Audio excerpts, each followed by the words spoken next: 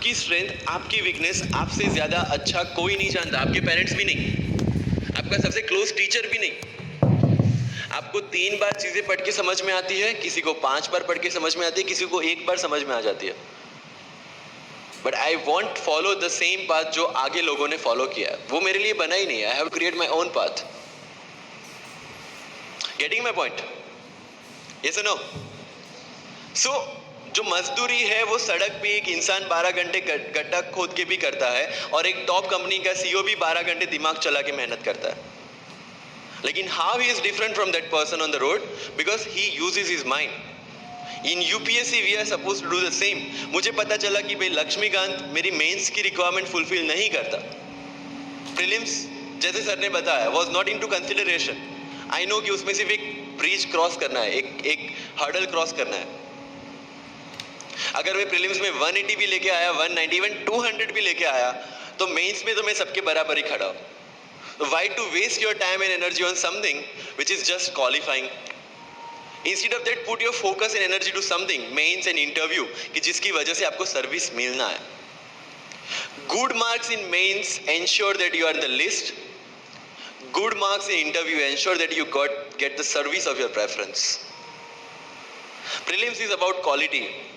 Mains is about quantity.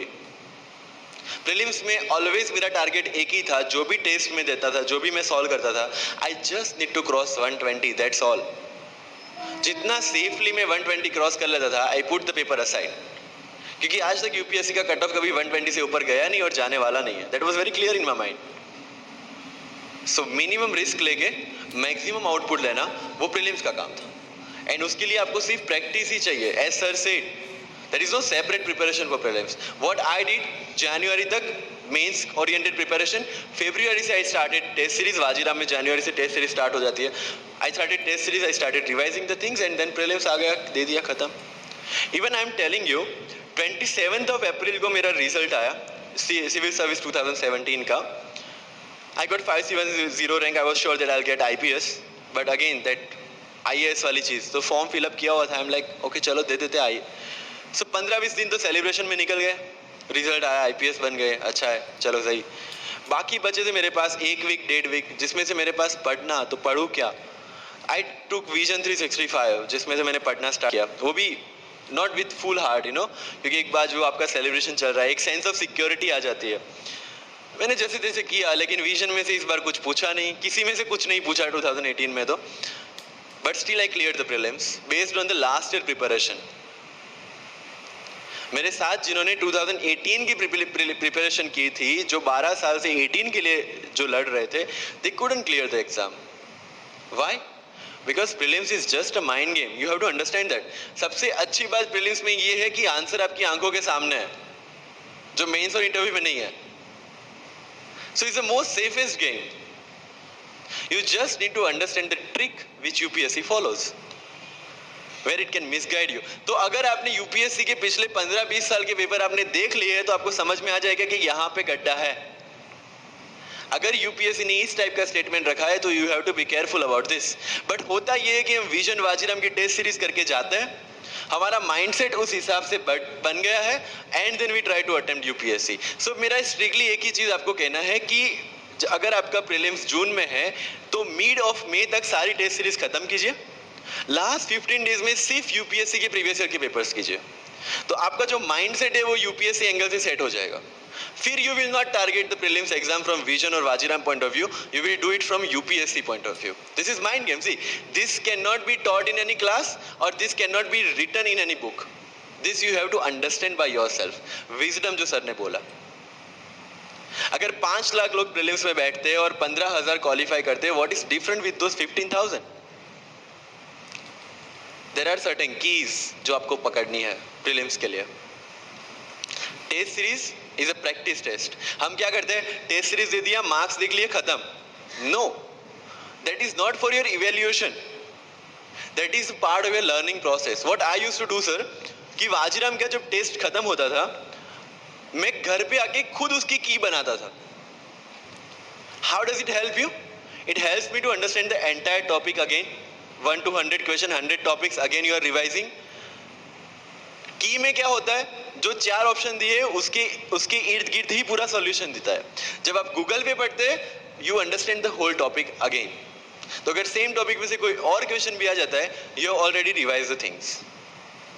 This is how you'll practice for prelims. अगर कहीं पे भी टाइम इन्वेस्ट कर रहे हो you have to get optimum output out of that. लोग करंट अफेयर्स के नोट्स बनाते हैं न्यूज़पेपर पढ़ के. I never made any notes. Why? जब कोचिंग क्लासेस इतना पैसा दे के उनके लोगों को बिठा के न्यूज़पेपर में से, पीआईबी में से, पीआरएस में इतना अच्छा मंथली मैगजीन प्रिपेयर करते हैं, what's the need for me to write down the same thing again in my notes? उससे बेटर है कि मैं वो मंथली मैगजीन बार बार रिवाइज कर लूँ. वाजीराम में एक सिस्टम है, 500 लोगों का क्लास होता है. अगर आपको फ्रंट रो में बैठना है तो you have to go 1 hour early. So मैं 1 घंटे पहले जाता था, लेकिन 1 घंटे पहले जाके लोग वहां क्या करते थे?